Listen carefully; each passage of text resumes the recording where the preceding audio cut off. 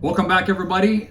In the Loop with Tom Durant's October 2024, episode 50.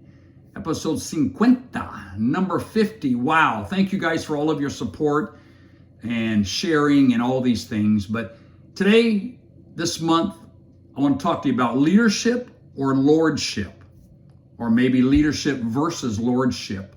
Let me give you a couple of definitions and then I'll drill down and get in the weeds on all this, give you my thoughts. Lordship is this, and I quote, to act in a way that shows one thinks one is better or more important than another. Let me repeat that. That's good.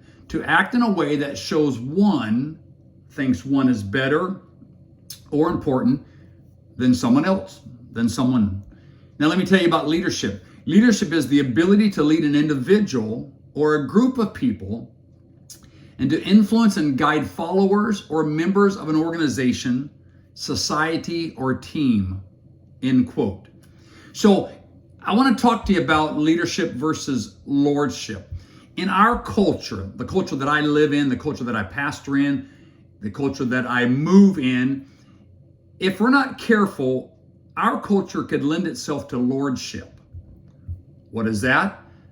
To act in a way that shows someone else that, I'm going to just put it in my own words, that you are better, okay?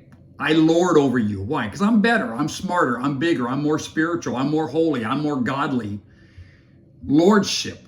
In our culture, again, I'm not singling out somebody or some situation. I'm just, when I zoom out and open the aperture of our culture of that I live and pastor in, the movement, if we're not careful, it could lend itself to lordship, to which you rule heavy-handed or with an iron fist, okay?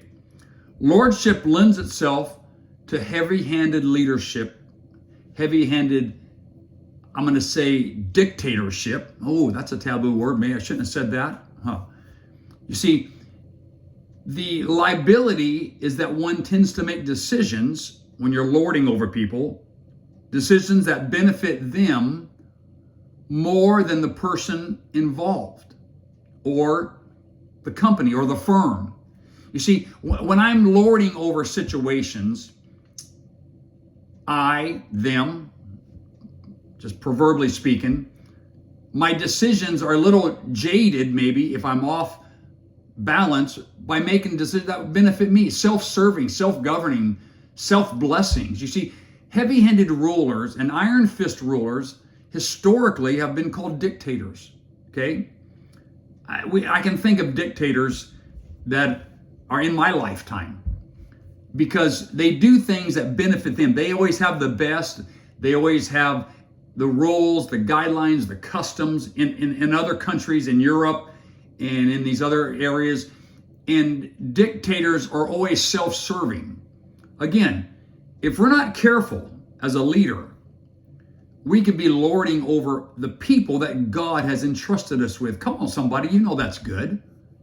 The decisions, dictators again, the decisions, the rules, the customs, and the law always have them in mind and the people secondary. Always.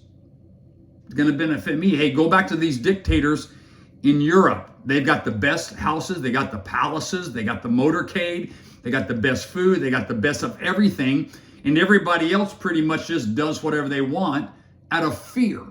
Here, leader, let me ask you this. Let me just kind of get straight to it. How many people are under your care under the banner of fear? They're afraid to say something. They're afraid to do something wrong. And you lead them with a heavy-handed iron fist. I don't want to be that way. I don't want to do that. I don't want to make decisions yay and nay based on what is easy for me.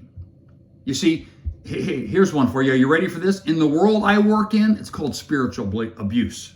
Let me say it again. In the world I work in, it's called spiritual abuse.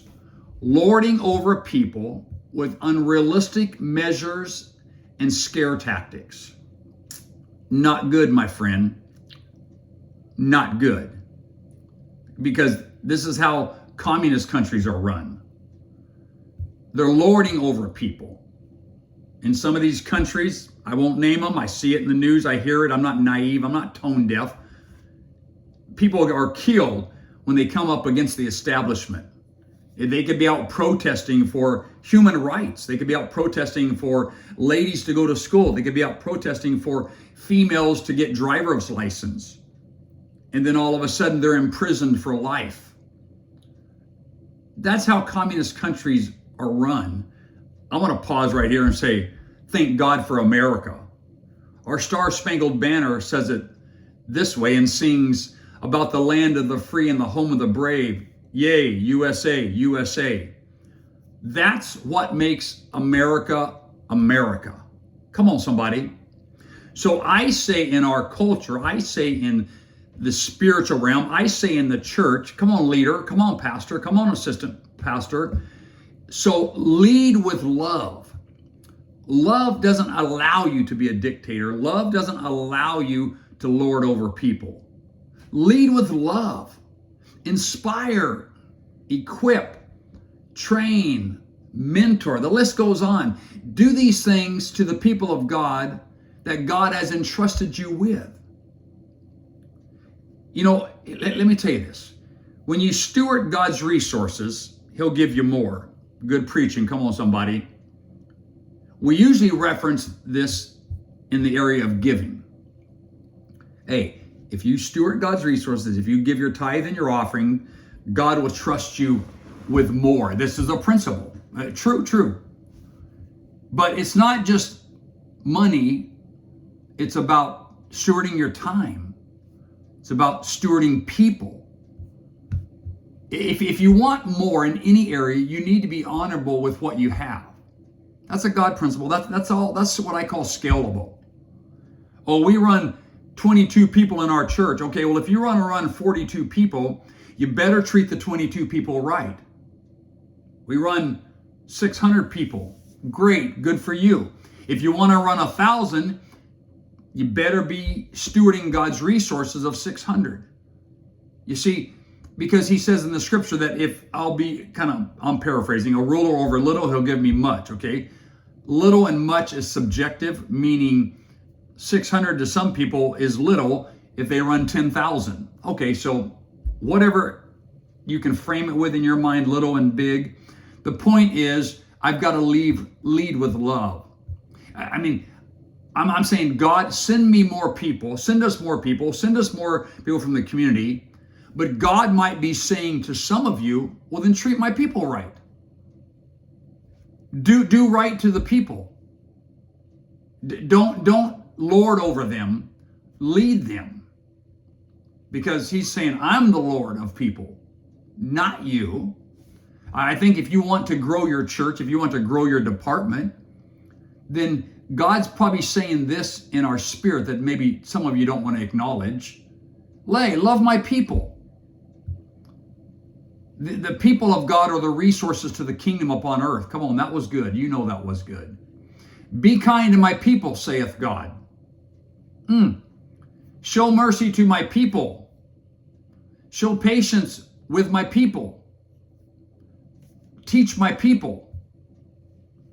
I'm saying this. Here's my thought. Lead them, don't lord over them. Okay? You are not their Lord. I am their Lord, saith God. Hey, here's one. Maybe I take it out of context in a little humorous way. Maybe not. Ephesians 4, 5, and 6. One Lord, one faith, one baptism, one God, and Father of you all, who is above all and through all and in you all. Let me go back up. One Lord, one Lord. Okay, so if there's one Lord, how can you be lording over God's people? Come on, somebody. No, I'm not getting crossways of the Ephesians 4. Hey, Brother Andrew, you're taking that out of context. Yeah, maybe so, a little humorous, but I'm just saying, I'm in the Word now. It says one Lord. So the point is, if you're the one Lord, where's the one true mighty God? You took His place? I don't think so. So I got to make sure I don't become the one Lord over the people that God is trusting me with. Again, my culture, our environment, the term that is, I'm going to say taboo, and it's this: spiritual abuse. We got to be careful that we aren't spiritually abusing people. We got to be careful that we aren't abusing God's resources. Again, resources could be time, treasure, talent, people, etc. Okay? So I'm kind of wrapping up here, but let me just say this: leader, young leader, old leader, pastor,